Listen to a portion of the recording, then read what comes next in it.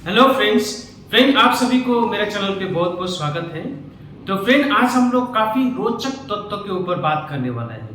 वो है कि मान लीजिए अगर आपका ऑपरेशन हो रहा है यानी कि सर्जरी हो रहा है और आपको जनरल एनेस्थीसिया दिया गया है सर्जरी के लिए यानी कि पूरा बेहोश किया गया है। तो ऐसी स्थिति में अगर आपको सर्जरी के समय पे यानी कि बीच में अगर आपको होश आ गया तो क्या हो सकता है उसके बारे में बात करेंगे और साथ साथ में जनरल एनेस्थीसिया कैसे दिया जाता है उसके बारे में छोटा सा जानकारी भी मैं आपको दूंगा। और फ्रेंड वीडियो काफी रोचक होने वाला है, कृपया इसको स्किप मत कीजिएगा यानी कि बीच में ना छोड़ें क्योंकि कुछ महत्वपूर्ण जानकारी छूट सकता है इसके जरिए। तो मैं आशा करता हूं कि आप पूरा वीडियो देखेंगे और वीडियो आगे बढ़ाने से पहले मैं आपसे रिक्वेस्ट करता हूं कृपया चैनल को जरूर सब्सक्राइब करें और बेल आइकन को जरूर दबाइए। फ्रेंड जब भी आपको एनेस्थीसिया जनरल एनेस्थीसिया दिया जाता है तब लोग ये कहीं ना कहीं लोगों का ये धारणा होता है कि अगर ऑपरेशन के समय पे या फिर सर्जरी करते समय पे अगर बीच में अगर मुझे होश आ गया या फिर हो सकता है मैं एनेस्थीसिया से कभी बाहर ही ना आ जाऊं तो ऐसा स्थिति में क्या होगा। तो इसको सोचते सोचते लोग क्या करता है वो काफी भयभीत हो जाता है यानी कि डर जाते हैं।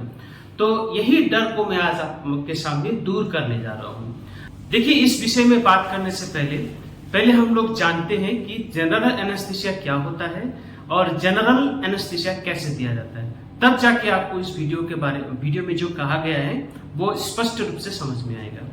देखिए जनरल एनेस्थीसिया माने आपको पूरा बेहोश करना होता है।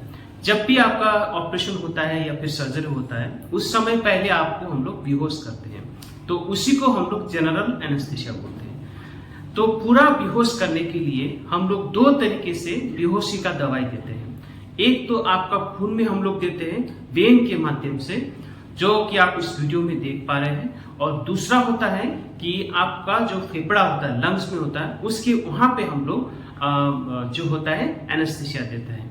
देखिए जो फेफड़ा में हम लोग देते हैं उसको हम लोग वो भाप बना के जो लिक्विड होता है जिसको हम लोग भाप बना के फिर आपको सांस के जरिए जैसे आप सांस लेते हैं उस समय वो भाप जो होता है आपका फेफड़ा में चला जाता है। तो ये जो होता है इनहेलेंट एनेस्थेटिक एजेंट। तो ये और दूसरा जो होता है जो हम लोग खून में देते हैं जो दवाई होता है वो दोनों जो होता है आपका ब्रेन में जाके ये काम करता है। तो जनरल एनेस्थीसिया का जो दवाई जो होता है वो ज्यादातर ब्रेन में जाके काम करता है, तब जाके फिर आपको ये पूरा बेहोश कर देता है। अब देखिए जैसे आप इस वीडियो में देख पा रहे हैं तो ये सारा जो जनरल एनेस्थीसिया देने का एक हमारे पास सिस्टम होता है जिसको हम लोग बोलते हैं एनेस्थीसिया वर्क स्टेशन, जहाँ पे बहुत सारे जो एनेस्थीसिया में क्या क्या दवाइयाँ इस्तेमाल किया जाता है वो रखा रहता है। और साथ में जो एनेस्थीसिया वर्क स्टेशन है ये काफी उन्नत तकनीक से बना हुआ होता है। उसमें जो होता है जो लिक्विड को भाप बनाने का एक मशीन होता है जिसको हम लोग वेपोराइजर बोलते हैं, और साथ साथ में जो गैस होता है वो कितना प्रेशर में जा रहा है ये सारा वहाँ पे जो सिस्टम लगा रहता है तो हम लोग को पता चल जाता है। उसके साथ साथ में जो होता है एक वेंटिलेटर भी रहता है जो कि आपका जो फेफड़ा का काम ये करता है। और इसके साथ जो मॉनिटर होता है वहाँ पे हम लोग लगातार आपका जो हृदय का गति, उसके साथ साथ आपका शरीर में ऑक्सीजन लेवल कितना है, ब्लड प्रेशर कितना है और आपका शरीर में तापमान, शरीर का तापमान कितना है, ये सब मिला के हम लोग इसको वाइटल्स बोलते हैं जो कि हम लोग मॉनिटर में देख पाते हैं जब भी आपको एनेस्थीसिया में आप रहते हैं। तो ये सब सिस्टम को हम लोग एनेस्थीसिया वर्क स्टेशन बोलते हैं। अब देखिए ऐसा जब सर्जरी हो रहा होता है, जब आप एनेस्थीसिया में रहते हैं जनरल एनेस्थीसिया में, तो बीच में अगर आपको होश आए तो क्या होता है। सबसे पहले तो मैं आपको बताता हूं कि ये घटना जो होता है बहुत ही कम मात्रा में होता है, आजकल तो ना के बराबर होता है। अगर ऐसा हो तो आपको कैसा महसूस होता है।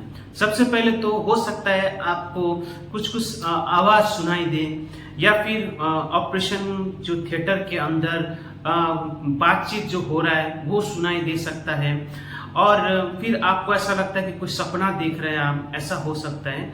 और किसी किसी परिस्थिति में आप पूरी तरह से होश में आते हैं, लेकिन आप हाथ पांव नहीं हिला पाते हैं। और किसी किसी को ऐसा भी होता है कि कहीं शरीर के ऊपर कुछ दबाव हो रहा है। तो अगर आप ये सारा चीज जब जग जाते हैं, तो अगर आप ये सारा चीज अनुभव भी करते हैं तो कुछ समय के लिए आपको याद रहता है, उसके बाद आप भूल जाते हैं। क्योंकि हमारे पास ऐसा अच्छी अच्छी दवाई जो हमारे पास एनेस्थीसिया में इस्तेमाल करने वाला जो दवाई है आजकल के ज़माने में, वो दवाई हम लोग जब इस्तेमाल करते हैं तो वो जितना भी आपके साथ ऐसा घटना होता है बीच में जग जाने के बाद एनेस्थीसिया के समय, वो सारा आप भूल जाते हैं। इसको हम लोग बोलते हैं एमनेशिया।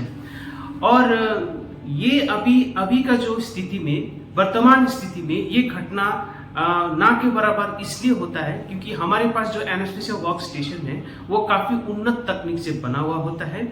और हम लोग लगातार हम लोग देखते रहते हैं, हम लोग जांच करते रहते हैं कि एनेस्थीसिया जो दिया जा रहा है वो पर्याप्त है कि नहीं है, ताकि बीच में जगने से रोका जा सके। जैसे कि मैंने आपको बताया, वाइटल्स हम लोग लगातार चेक करते रहते हैं, उसमें उतार चढ़ाव से भी हम लोग को अनुमान लग जाता है कि जो पेशेंट को एनेस्थीसिया का डोज और बढ़ाना है।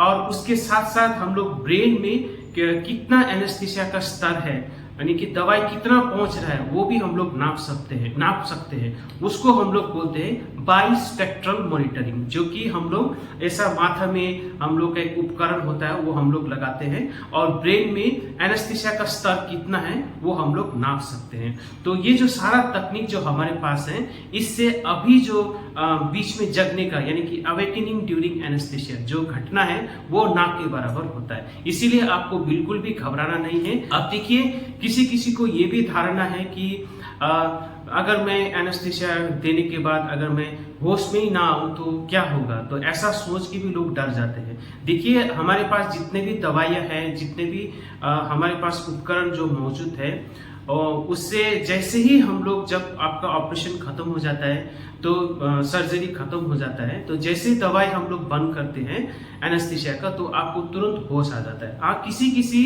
परिस्थिति में एनेस्थीसिया का कॉम्प्लिकेशन हो जाता है, वो होता है जो कि कोई लोग अगर गंभीर बीमारियों से पीड़ित है तो ऐसा लोग में एनेस्थीसिया का कॉम्प्लिकेशन होने का संभावना होता है। तो फ्रेंड, ये रहा छोटा सा जानकारी। अगर एनेस्थीसिया के समय, ऑपरेशन के समय में जब आपको जनरल एनेस्थीसिया दिया गया है तो बीच में होश आ जाए तो क्या होता है।